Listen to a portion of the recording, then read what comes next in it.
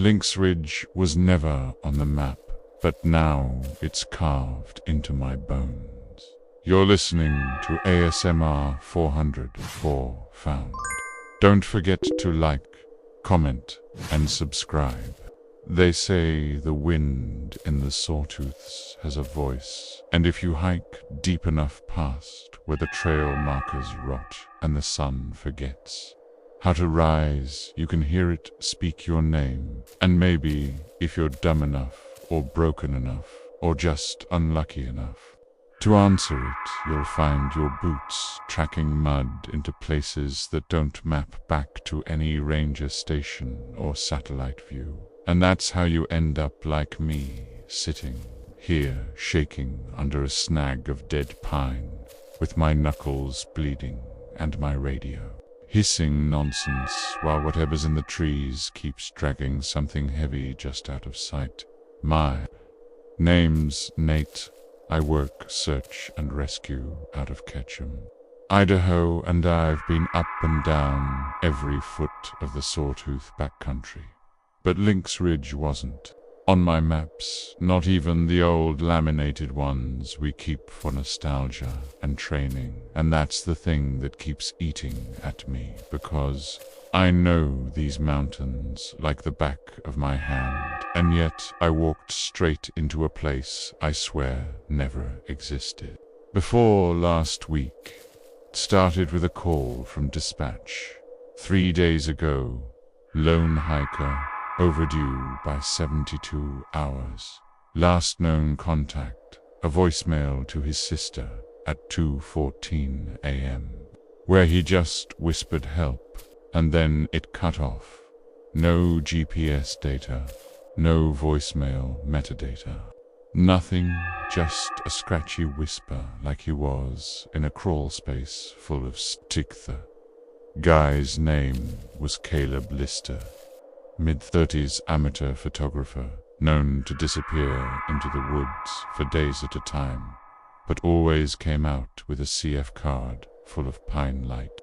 An old trail graffiti. We figured he maybe broke his leg or ran into a bear, or worse, a cougar. But I had no idea how wrong I was. We started from Iron Creek Trailhead, standard launch spot for anything north of Stanley. And after 2 days of fruitless climbing and yelling and drone sweeps, we were getting ready to call it. But then I saw something that still makes my stomach twisted. Was a sign nailed to a burned tree just off the main path. Warped black lettering, barely legible beneath moss and ash. And it said in block letters carved too deep, like someone was angry about it: Lynx Ridge Trail, do not FOLOW, no coordinates. No dates, just that. And the weird thing was, I could swear that tree wasn't there when we passed by an hour earlier. But it wasn't just the tree, it was the silence around it, like the birds had packed up and left, and the wind was holding its breath. I radioed it in, but got only static. The others were a few hundred yards ahead, but their GPS dots froze and then vanished, like the satellites themselves gave up. I turned back to check the signal repeater, and that's when I noticed it. The trail behind me was gone. Not overgrown, not hidden, just plain vanished, like someone wiped it out of the dirt. So I did what no one in my position should ever do. I panicked and ran straight toward the only landmark.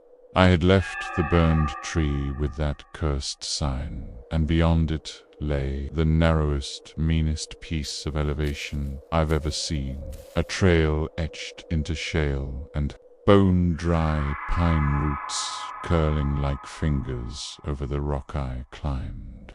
Without thinking, boots sliding, blood soaking into my socks from where branches clawed my ankles, and for the first hour it was just trail and sweat and fear. But then the smell hit.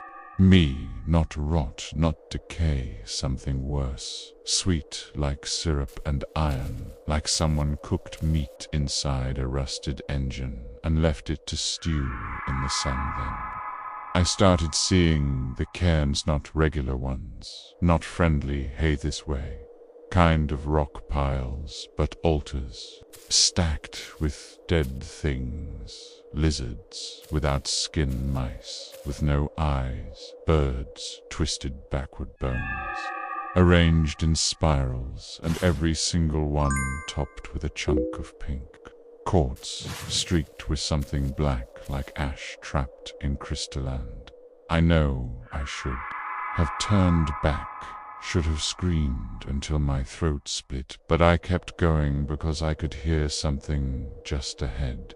Not a person, not words, just this low, deep thump like a heart that forgot how to beat quietly. The trees got weird, then taller. Then they should be, for the elevation bark flaking in long strips like peeling wallpaper, and there were no branches. Just trunks like stone pillars reaching straight up into the fog. And yeah, fog, even though the sun was bright behind me, it didn't reach this place. The light just stopped 30 feet up, and everything beneath was wet and grey and full of breath that wasn't. I found Caleb's pack at mile 3, torn open like something with teeth had gotten inside, and not regular teeth. Either these were punctures big as quarters and perfectly round, like someone had driven a drill into every water bottle and strap and zipper butt. It wasn't the pack that made me scream, it was the photo wedged under a rock beside Ita printed photo. Glossy and new, and in it was me standing in that very spot, staring at the rock I was now holding the photo under. I swear to whatever thing still listens out here that I never took that picture. I stared at that photo so long I forgot to breathe, forgot my legs were shaking, forgot that behind me the trail was unraveling like old thread, and that every second I stood still, something was getting closer, not walking, not crawling, but rising, up through the soil like it was part of the mountain's breath, and I was something foreign. It needed to cough out. The photo wasn't the only thing under the rock. There were others, 2 more prints, all perfect, glossy, untouched by the damp, but every single one of them showed me in places I hadn't been yet, ahead on the trail, lying in a circle of bones, looking up at the wrong sky, curled beside a broken tree with my eyes gone and my chest caved in, and one photo at the bottom that showed me smiling, eyes wide, mouth stretched, fingers in a peace sign. But in the reflection of my sunglasses, there was something tall and wrong and antlered standing behind me, and I dropped them all and ran like I hadn't run since I was 15, and trying to outrun a brush fire. I ran past trees that bled, sap the color of old bruises, past cairns that began to hum as it passed, like they were taking note of me, like they were waking up, and I ran into the clearing. It was perfect and round and dead, no grass, no pine needles, just ash in a perfect circle, and at the center a stone well, or what looked like one, except it had no rope. No bucket, just a wide mouth and carvings all along the rim. None of them English, none of them even language, just spirals. Bend slashes and shapes that made my brain buzz when I looked too long. The smell was worse there, and the wind didn't blow. It just hung heavy and motionless, and I swear it was thicker in that place, like the air had weight, like I had to swim through. Pit, and then the whispering started, Not out loud, not at first, but inside. My teeth, like a vibration behind my molars, soft and high-pitched. Like radio static turning into a voice. And that voice sounded like my mum, which makes no sense, because she's been dead for years and never hiked a day in her life. And yet there it was, begging me to come closer. And I did, because I wasn't myself. Not really, not anymore. And when I stepped toward the well, something moved inside it. Not fast, not sudden, just part. A slow, dragging sound, like wet fabric being pulled through mud. And I saw fingers curl over the edge, bone-thin, skinless, but not raw, no blood. Just like they'd been cured and wrapped tight around the bones like leather left out too long in the... Soon he turned and ran again through the fog, through the trees, but they weren't the same anymore. They were closer together, tighter, bending inward, like ribs closing around a heart, and the trail was gone, but I could hear something behind me, big, bend, slow and steady, never rushing, just following, like it knew I'd tire out eventually. Don't know how long I ran, but the light changed. Not brighter, just colder, like moonlight filtered through ice, and I stumbled into another clearing. This one filled with the sound of insects clicking and buzzing, except there were no bugs. Just empty air and black grass that swayed without wind. And in the center was Caleb. At least I thought it was him. His back was to me, and his clothes were right. His pack was beside him, but he was standing too still, and I called out, and when he turned, his eyes were gone, just flat skin stretched over the sockets, and his mouth opened, but no sound came, just that same radio static, and something moved behind. His lips like a second tongue trying to escape. He reached out, and I took a step back, and he collapsed face first into the ash. And when I ran to him, there was nothing inside, no bones, no blood. Just clothes filled with dust, like someone had vacuumed the memory of a person and left the shell behind. That's when I realized the trail didn't go anywhere. It just looped back and inward, deeper and tighter each time, like a noose, and the trees were changing to bark, warping into faces, screaming.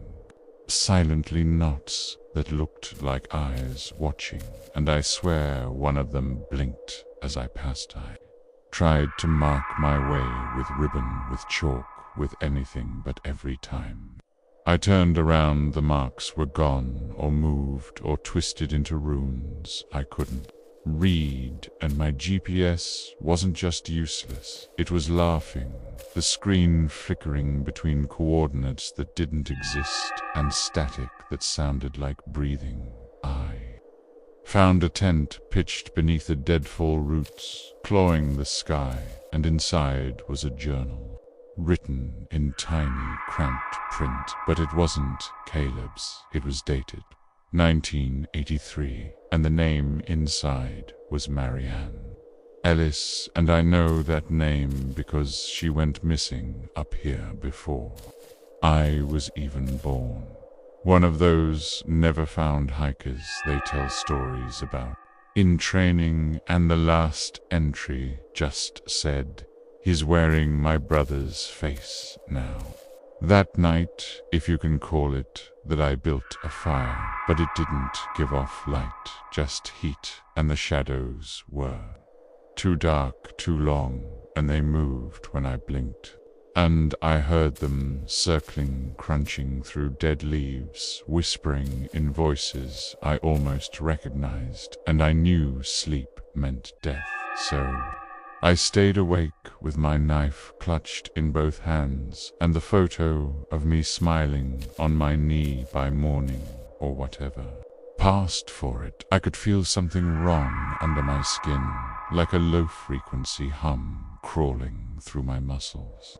My nails looked darker, my pupils too wide, and I kept hearing my name, not whispered, but sung soft, like a lullaby through chattering teeth. And then I found the lake, not on any map, not visible from the ridge line.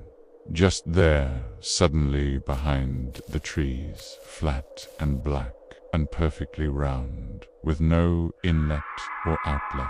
And when I looked into it, I didn't see my reflection, just trees and fog and the silhouette of something tall with limbs too long and a head like a broken crown. I think that's when I broke, not all the way, but enough to stop pretending I could leave. I stayed by the lake because it felt like the only place that wasn't closing in, and I started talking out loud to keep my voice in the air, so whatever was listening wouldn't be the only one speaking. And somewhere in that endless gray, I heard someone else answer.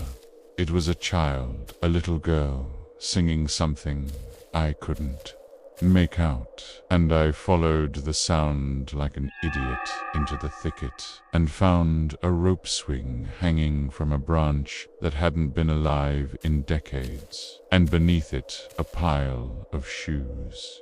All children's, all rotting and wrong sizes, and some still filled with bone. I backed away, slow and deliberate, and I didn't stop until the forest changed again, this time into buildings. Half-sunken cabins with windows full of teeth, doors that bled when you knocked, and somewhere behind one of them a clock was ticking, but it didn't sound like gears, it sounded like chewing.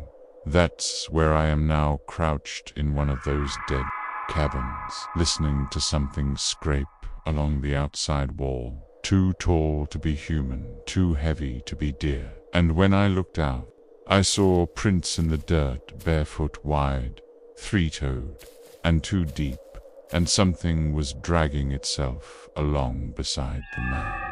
Above me, nailed into the wall beside the door, was a sign covered in mold, but I could just barely read it. Welcome to Lynx Ridge. Population, you. The walls of the cabin whispered all night, teeth behind the wood. Not tapping, not scratching, but chewing. Slow, methodical, like the place itself was trying to digest me. And I knew if I fell asleep even for a second, I'd wake up missing my eyes, or my hands, or my memory. Or maybe I wouldn't wake up at all. Maybe I'd wake up as part of the wood grain, just another knot in the floorboards, blinking slow and splintered.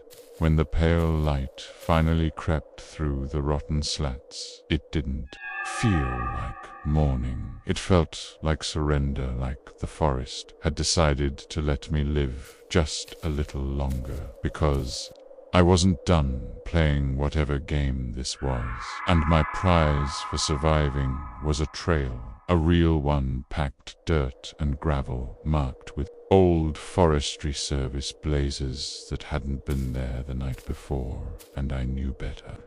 I knew it was bait, but I followed it anyway because madness is patient and silence is worth it. Led me downhill through a grove of birch trees that had names carved into them, hundreds, maybe thousands of names, some in English, some in symbols I couldn't read, and they pulsed as it passed, as if the trees were breathing, each name a lung expanding with memory and rot, and I felt them reach for me, not with branches, but with memory pulling my thoughts into the bark like vines. I kept walking because there was nowhere else to go, and the trail ended at the base of a cliff. Not tall, maybe 50 feet, but sheer and black and wet with something thicker than water and carved into the stone were stairs, not natural, not old either, clean, precise steps, leading into the cliffside and down into dark, and above the opening a phrase written in something like blood, but older, drier part of the rock itself, and it said, "He waits beneath the ridge with a mouth full of mirror's eye." Didn't want to go down, but my feet did, and maybe they weren't my feet anymore. Maybe I'd left them behind in the cabin, or by the lake, or inside the first photo, and these were just puppets twitching to some old rhythm beneath the ground, and I descended into a place that felt older than the mountain, older than dirt, older than the idea of leaving the stairs narrowed, until I had to turn sideways, and even then the stone breathed against my shoulders, and the deeper I went, the colder it got, but not regular cold, not physical cold, it was memory cold. Emotional cold, like grief packed in snow and buried under a frozen lake, and every step sounded like something closing behind me, like the mountain was sealing shut, one rung at a time. At the bottom there was a room, a perfect circle, lit by nothing and filled with bones.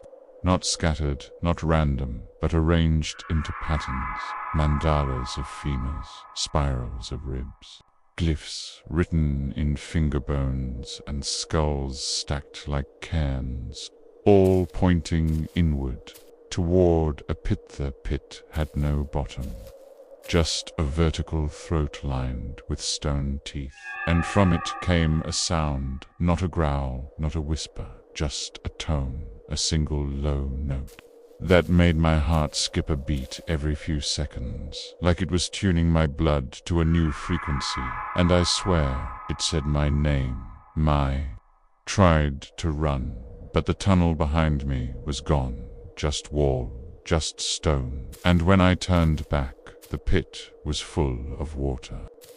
Except it wasn't water, it was a surface, and my face was in it, except it wasn't my face, it was smiling wide and wrong, with eyes that blinked sideways, and a mouth that opened too wide, too fast, too hungry. I screamed, and the face did too, but no sound came out, just static that poured from the walls, from the bones, from my own mouth, until I was choking on it. And I fell backward and landed on the bones, and they cracked like brittle leaves, and the sound echoed up into the stone until it became laughter, but not human laughter, not even joyful, just empty, like something laughing out of habit. Surface boiled, and something rose it. Wasn't a man, it wasn't a beast, it was shape without form, a body made of hunger wrapped in memory. And it reached for me with arms that bent wrong, and fingers that split at the ends, and where its face should have been, there was just that same photo. The one of me smiling, held like a mask, and pressed flat against where its head might be. Behind it, I saw others lining the edge of the pit, copies of me in different poses, each one worse than the last me, with no eyes, me with no skin, me with teeth where my eyes should be, all of them smiling, that same impossible smile. Lie, Randant ask. Hit me how, or where, or what I ran through, because the tunnels didn't make sense anymore. They curled and twisted and pulsed with light that wasn't light, and voices that weren't sound, and I think I passed through someone's memory, or maybe their nightmare, or maybe a place where both are the same thing. At some point the floor became dirt, and then grass, and then mud, and then trail, and trail.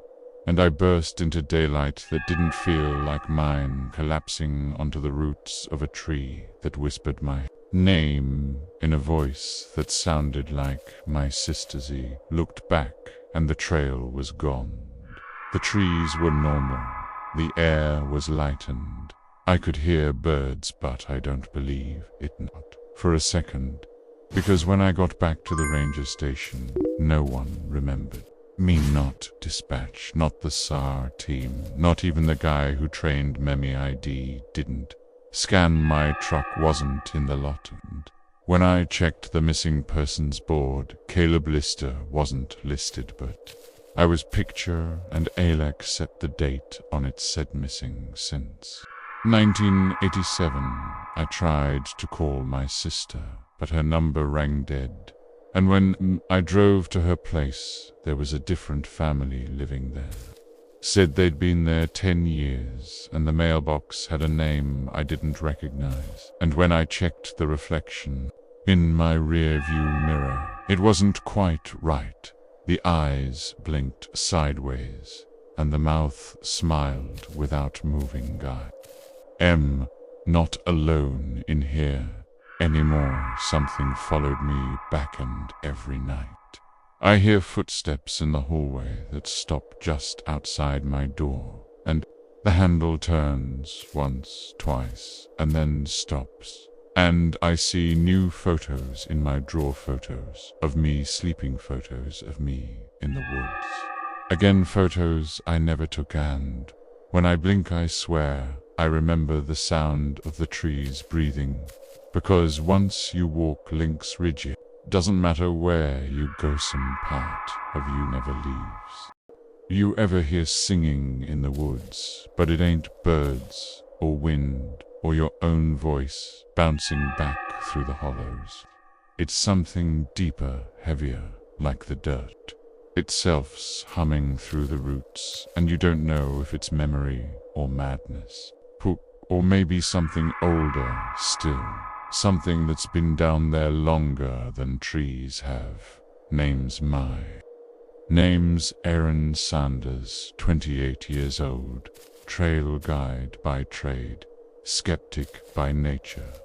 I've hiked the Rockies and the Smokies, guided rich Californians through slot canyons in Utah, and talked down city kids having panic attacks in Appalachia, but Mosswood Trail in the heart of Washita never sat right with me, and I swear now I understand why this whole thing started with a group retreat for guests. 3 days, mindfulness hikes, creek meditations, nothing weird until our second night when Dean, one of the guests, said he couldn't sleep because someone was singing outside his tent, not close, but not far either, just somewhere between the trees. Low and slow, and without words, like a lullaby hummed underwater. We laughed it off, told him maybe frogs or wind through the hollow oak. But deep down, my gut didn't buy it, because there's something about that stretch of forest, something to still, to soft underfoot, like the earth that doesn't remember how to be dry, and the moss grows too thick too fast, like it's hiding something. The next morning, I found footprints outside Dean's tent, barefoot, narrow deep, pressed in a strange walking pattern, like the toes splayed out, and the heel never touched, and they led nowhere, just vanished 10 feet out, like the thing that made them decided to float the rest of the while. Kept my mouth shut because I didn't want to spook the others, but I doubled back along the trailhead where we entered to check the signage, and that's when I noticed it had changed. Not graffiti, not weathering, but the actual wording was different. The sign now read, Mosswood Trailhead Choir Access Route, and I swear on my blood it didn't say that when we arrived. There's no choir out here, not in this part of Arkansas. No name like that on the maps, not even old ones. And I know because I checked them obsessively. Later things got worse that night. heard it again, not just Dean this time, but all of us, distant and soft, like wind dragging a voice through wet leaves. Except it wasn't wind, it had rhythm. Melody almost, but no language. It sounded like morning, like the forest had lungs, and it missed something it could never name. That night I dreamed of roots-thick, coiled roots wrapping round my legs, dragging me down into cold, wet, dark well. I couldn't scream because something was already breathing through my mouth, and when I woke up, my sleeping bag was damp with something black and sticky that smelled like iron and mulled one. Of the guests, Clara was missing her tent, still zipped from the inside. Her boots still neatly by the flap, but no trace of her, and the others were too. Stunned to process it, trying to justify it with sleepwalking or a prank, or that maybe she left early, except all her gear was still there, even her phone, and I knew then we weren't going to hike out of this the way we came. Eni left them with Dean, and went to look, and it didn't take long before I saw her trail, broken twigs, weird wet drag marks, like she'd been pulled backward through the moss, and all the way it led to a hollow, a depression in the earth covered in thick green, like a mouth trying to stay shut-eye.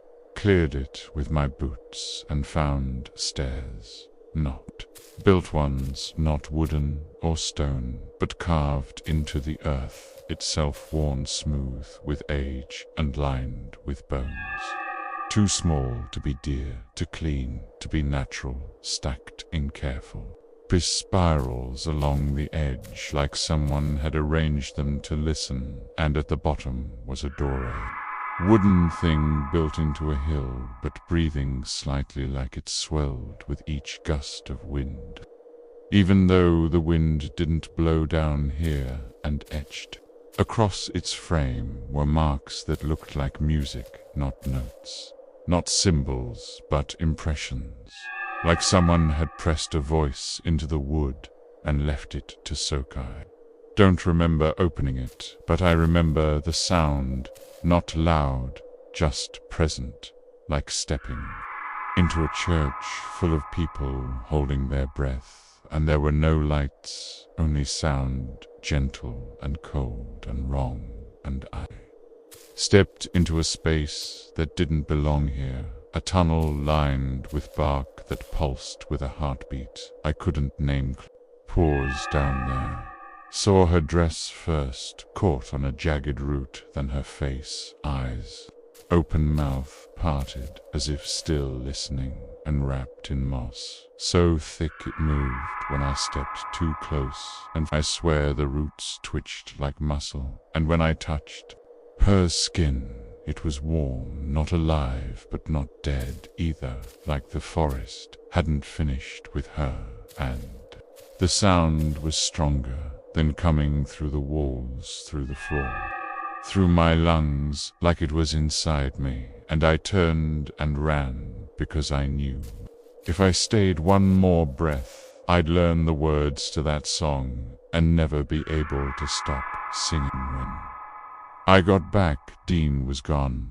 To only his journal remained open to a page he hadn't written it.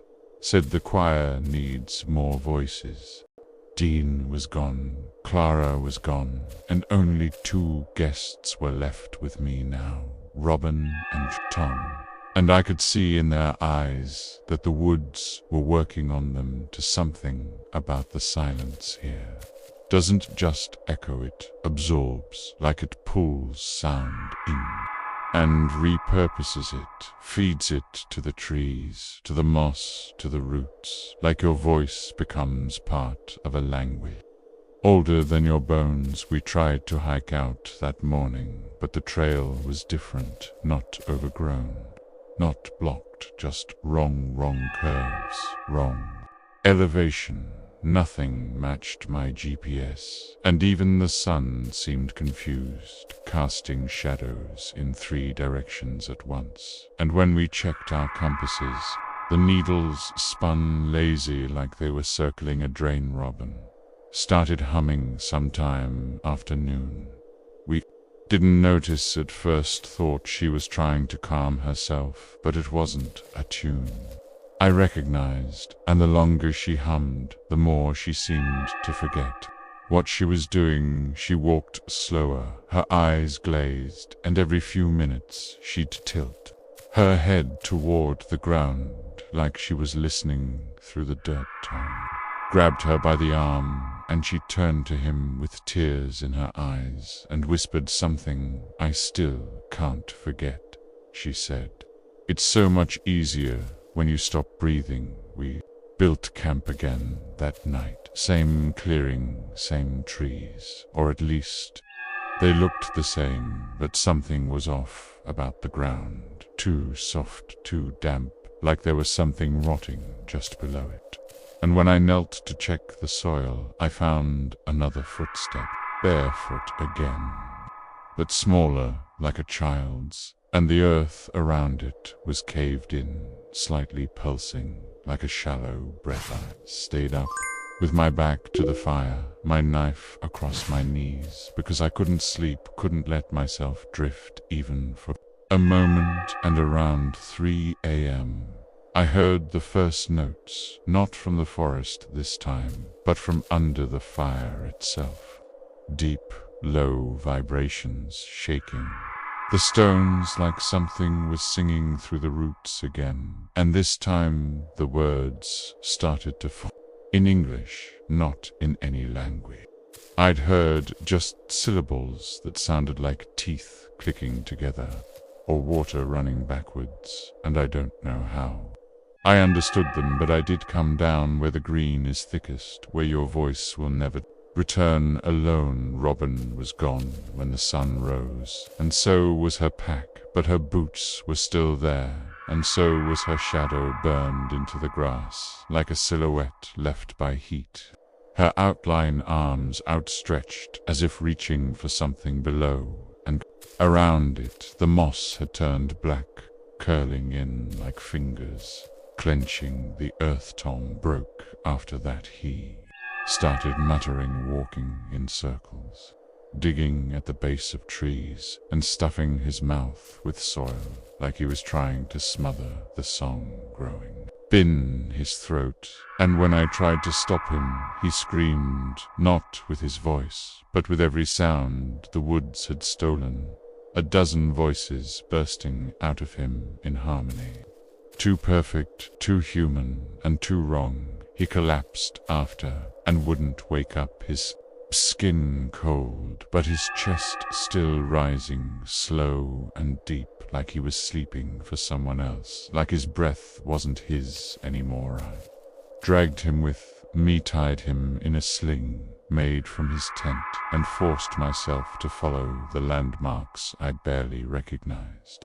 Any more trail markers, grown over with bark-bent trees pointing the wrong direction. But I moved anyway, not because I thought I'd make it out, but because I had to keep moving, had to keep the rhythm of my steps louder than the rhythm of the choir.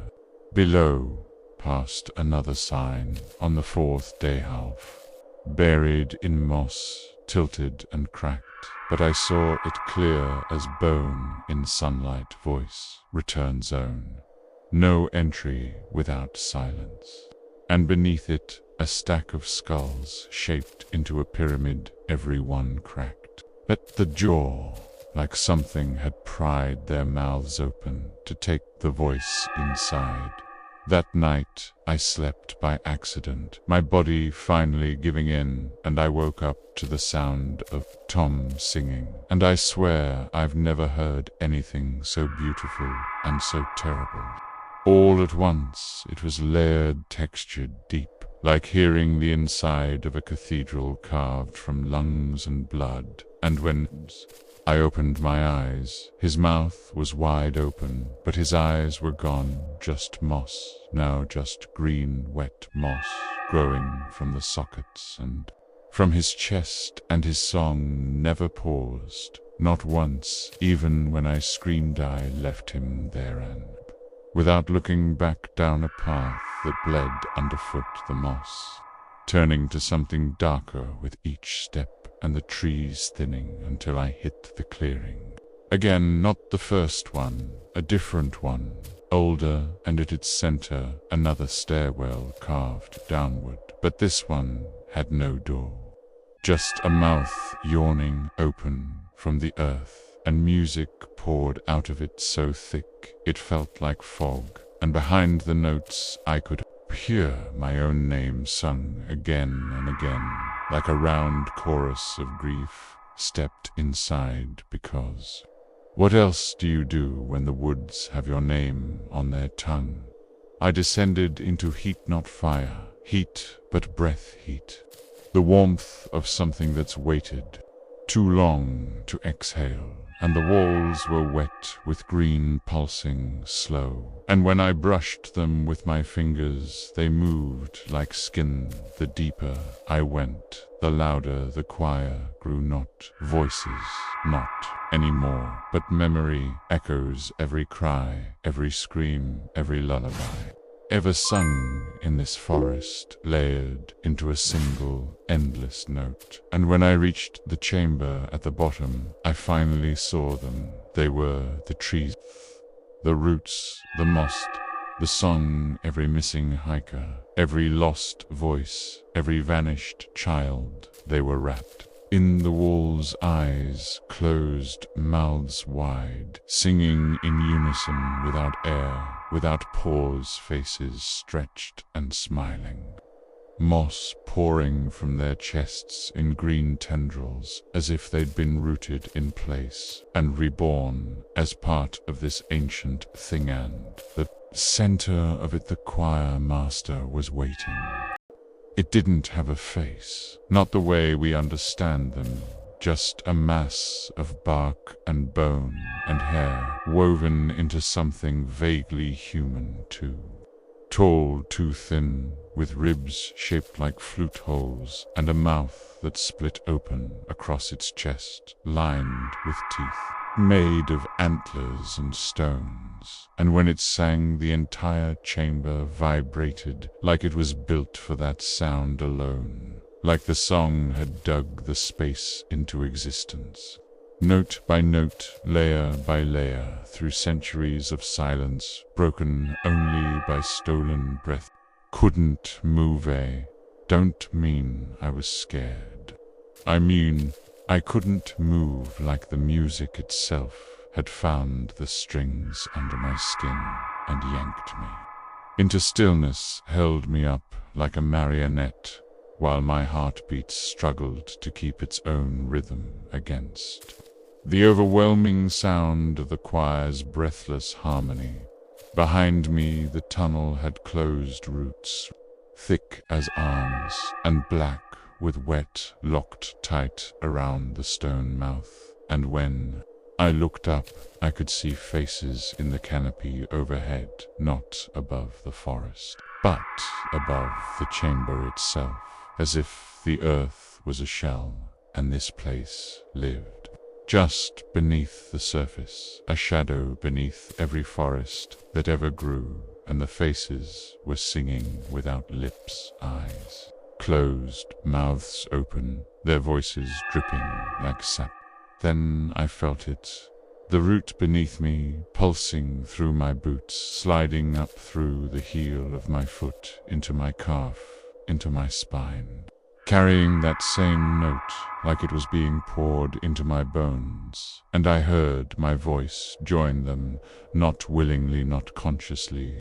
There, it was a perfect match, pitch and tone, and I could feel it climbing up my throat from the inside, like I'd inhaled a seed, and it was blooming backward toward my mouth. I fought, it bit my tongue, until it bled, held my breath, until the edges of my vision swam, And still the song came out clear and soft and steady, and the thing at the center of the chamber tilted its head toward me and took a step forward, each movement cracking the stone beneath it with a wet crunch like tree limbs breaking underwater. And it raised one hand made of moss and veins and black bone, and it touched my chest, and I saw everything not with my eyes but through memory. The first voice pulled into the soil a hunter who disappeared in 1901, chasing a fox, into a hollow and never returned. The second, a little girl who wandered too far from her church picnic and was swallowed whole by the root beneath a willow tree. The third, a war deserter, hiding in the mountains, singing old hymns into a cave that breathed back in harmony until he was never seen again. More and more hundreds, thousands, pulled into the choir, one by one, not killed, not buried, not even devoured, just absorbed, sung down into the earth, layer by layer, pressed into the dirt like seeds and watered with grief. And I saw myself there too, already growing moss behind my eyes, roots threading through my veins. My voice, no longer mine, just another note in the endless dirge of Mosswood. But I wasn't dead, not yet, not all the way in.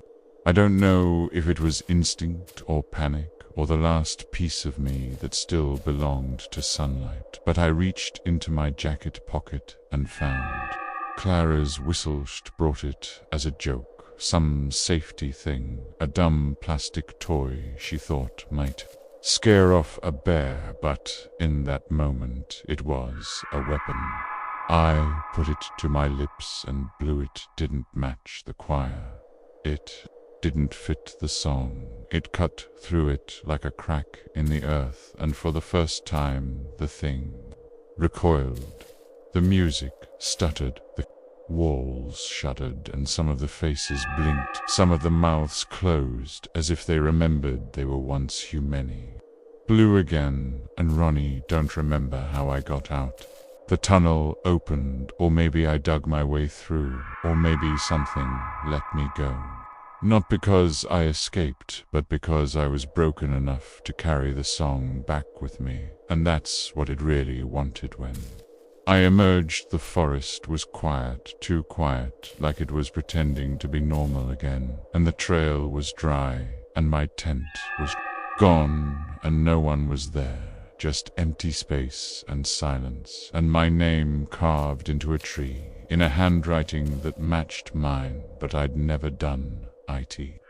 Walked for hours, maybe days, maybe longer, but I made it to the ranger station and collapsed just outside the door, and they didn't believe me, not all the way, but they found Clara's tent and Tom's journal, and the hole I crawled out of was real, even though by the time they sent a team back, the stairwell was gone, just moss and dirt and stillness, like it had never opened in the first place. But I know what I say, know what I sang, and I can't stop hearing it sometimes.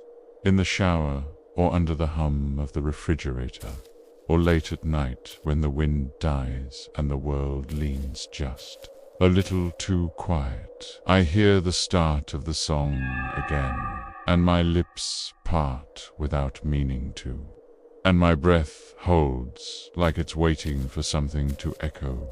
Back I've moved, 5 states away, changed my name, burned every map I ever used, but the song's P's still in me. And last week I woke up standing in the woods behind my apartment, barefoot, with moss on my hands and a voice humming from somewhere beneath the roots. I think it's calling again. I think it never stopped, and the worst part is the longer I resist them more. I want to go back.